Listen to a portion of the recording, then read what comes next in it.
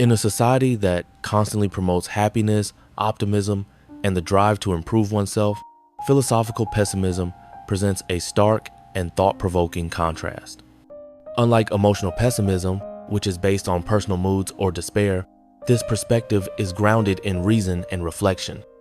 It doesn't urge people to give up. It simply challenges the illusion that life is supposed to be easy or endlessly fulfilling. Instead of sugarcoating reality, it calls for a sober, honest confrontation with existence as it truly is.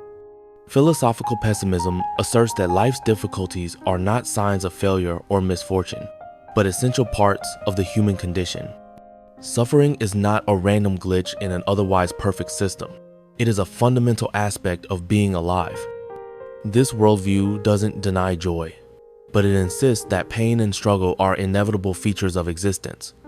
Not obstacles to be eliminated, but realities to be understood and accepted. In this video, we're going to explain how accepting life suffering can set you free. Philosophical pessimism doesn't sell happiness, it offers truth, and in that truth, peace. 1. Foundations. Life as suffering, happiness as illusion. At the core of philosophical pessimism is the belief that suffering isn't an exception in life, it's the rule. Rather than viewing pain as something to overcome, pessimists argue that it's the default condition of existence. Moments of joy or pleasure aren't signs of progress or deeper meaning, they're brief distractions, quickly fading within a life defined by unease and dissatisfaction. This viewpoint becomes even clearer when examining human desire. We constantly long for something, an achievement, an object, a feeling, and this longing brings discomfort. The process of chasing our desires is filled with effort and struggle. Even when we attain what we seek, the satisfaction is fleeting. Once we have what we wanted, it rarely fulfills us for long. New cravings emerge, or we grow bored with what we once valued. This endless loop of wanting, chasing, and briefly enjoying leads right back to suffering, trapping us in a cycle that offers no lasting peace or fulfillment. This perspective points to a striking realization. Happiness isn't a destination to reach, but a fleeting pause from suffering. It exists only as a brief moment when pain is absent, fragile, and easily lost. While contemporary culture often promotes the idea that happiness is within our control, achievable through effort, mindset shifts, or specific strategies, this view may be misleading. Many self-help ideologies suggest that with enough dedication, joy is inevitable. Philosophical pessimism challenges these notions, arguing that such beliefs mask the harsh reality of existence. Instead of offering true solutions, they act as comforting illusions, keeping us from confronting the deeper, more uncomfortable truth that life is inherently filled with struggle, not built to deliver lasting happiness. 2. The key thinkers. Arthur Schopenhauer. Arthur Schopenhauer, a 19th century German philosopher, is widely recognized as the founding figure of modern philosophical pessimism. He was deeply influenced by Eastern traditions, such as Buddhism and Hinduism, which helped shape his metaphysical view of life. Central to his thought is the concept of the will, an unconscious, irrational force that underlies all aspects of existence. For Schopenhauer, this will is the root of human suffering. It compels us to desire and strive, but because it can never be fully satisfied, we are trapped in a cycle of longing and discontent. Even when we achieve what we desire, the relief is only temporary. Thus, life becomes a relentless loop of unfulfilled desires and brief pleasures, followed by more craving. In Schopenhauer's view, this endless striving reveals the tragic nature of existence itself, making suffering not just a part of life, but its fundamental condition. Schopenhauer's answer to life's suffering wasn't to chase happiness, but to abandon the endless cycle of desire. He believed that true relief comes not from indulging our wants, but from silencing them. Instead of striving for joy through external achievements, he pointed toward a deeper, more internal form of peace. This peace, he argued, can be found in rare moments when the will, the inner drive that fuels our constant wanting, becomes still. Such moments arise during deep engagement with beauty, like losing oneself in powerful art or music. They also emerge when we act compassionately, feeling genuine empathy for others' pain, and when we deliberately withdraw from material pleasures through ascetic practices. Rather than resisting life's painful design, Schopenhauer encourages us to understand and accept it. He invites us to stop battling the world's inherent suffering and instead find tranquility by aligning ourselves with its truth, discovering calm not in change, but in letting go. Emil Cioran. Emil Cioran took philosophical pessimism in a more lyrical and haunting direction than his predecessors. While Schopenhauer dissected suffering through a structured lens, Cioran infused his despair with poetic beauty, transforming pessimism into something almost artistic. His works don't just express philosophical ideas, they evoke deep emotional responses, often blending insight with contradiction. Cioran believed that the very act of being conscious was a tragedy.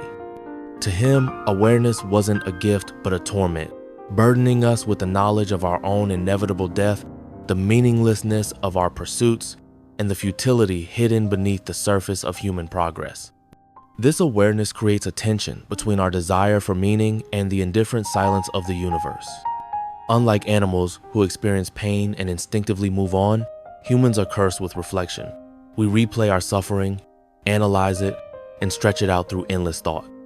For Cioran, this introspective nature doesn't elevate us, it enslaves us. Our intelligence, rather than liberating us, deepens our despair, making existence feel more like a poetic tragedy than a triumph. Emil Cioran believed that many of humanity's greatest systems, such as history, religion, politics, and even philosophy, serve mainly to distract us from a deeper, more personal truth, the discomfort of existence itself. For Cioran, these institutions often act as intellectual noise that keeps us from confronting the raw fact of simply being alive. His purpose wasn't to offer salvation or comfort, but rather to strip away illusions and awaken us to reality. With aphorisms like, "To live is to lose ground constantly," and "It is not worth the bother of killing yourself, since you always kill yourself too late," Cioran didn't sugarcoat the bleakness of life. Instead, he exposed it with unflinching honesty, highlighting the futility and absurdity that many prefer to ignore. Yet, his perspective wasn't purely despairing. There's a peculiar calm in the way he embraces life's contradictions. Cioran's work encourages us to stop searching for final answers and instead find a quiet kind of beauty in confronting life's deepest, most unsettling questions. His philosophy, while steeped in pessimism, offers a rare kind of peace through radical honesty. Peter Wessel Zapffe.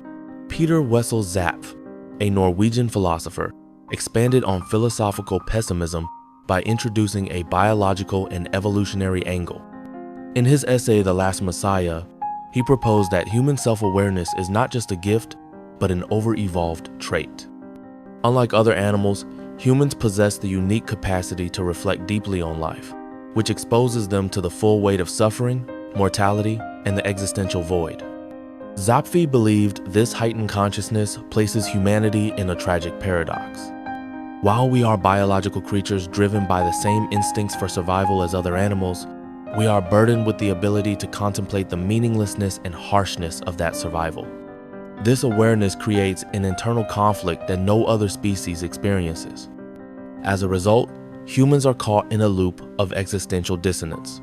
We strive to live and preserve ourselves, yet we simultaneously recognize the futility and pain embedded in that effort. For Zapffe, this tragic awareness is not a mark of progress, but a flaw in our evolution, an unintended consequence that makes us strangers to our own nature. To deal with the overwhelming awareness of human suffering and existential dread, philosopher Peter Wessel Zapffe identified 4 natural defense mechanisms that people use, often without realizing it.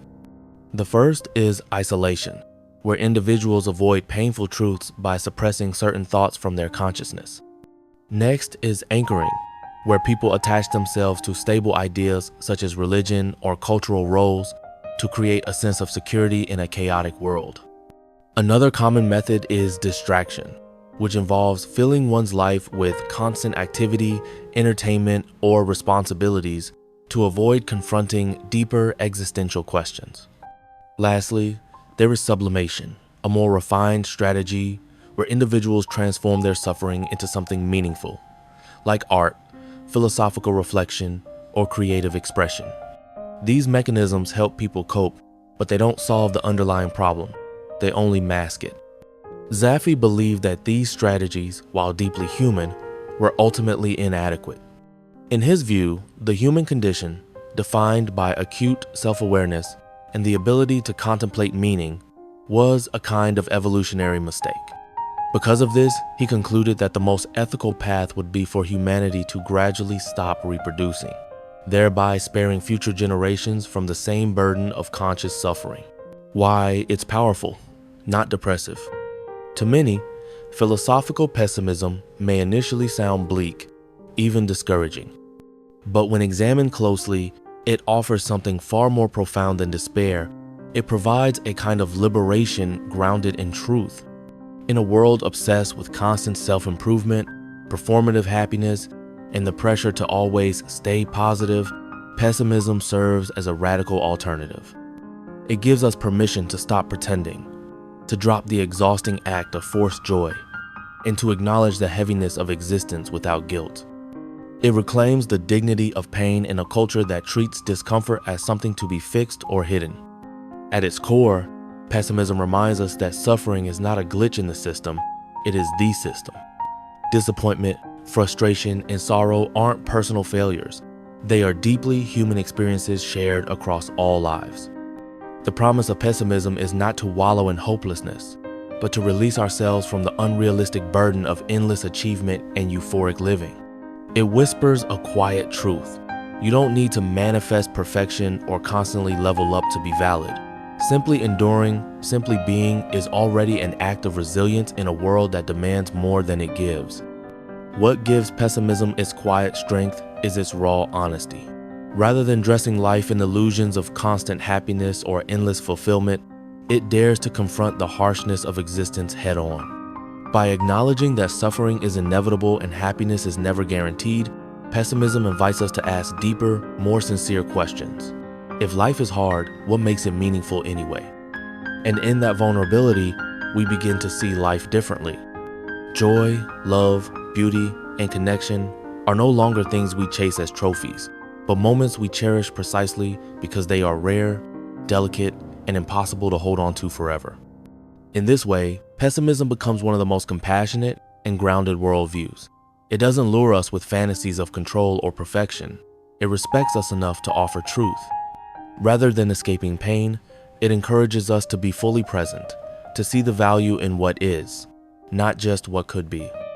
It asks us to stop striving for some ideal future, and instead find meaning in the brief, luminous instance of human experience. That shift, from seeking to savoring, can be quietly transformative. Stop expecting fairness.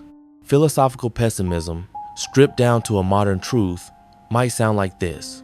Stop expecting life to be fair, and you'll suffer less. This isn't a call to surrender, it's a call to abandon illusions. The belief that life owes us happiness, justice, or rewards for hard work is a comforting lie that often leads to deeper frustration. Pessimism invites us to drop these expectations and look at life as it is, not as we wish it to be. In doing so, we move beyond disappointment and begin to understand the true nature of existence. Indifferent, unpredictable, and often unfair, yet strangely liberating once accepted. By releasing the inner struggle against reality, we stop fighting battles that can't be won.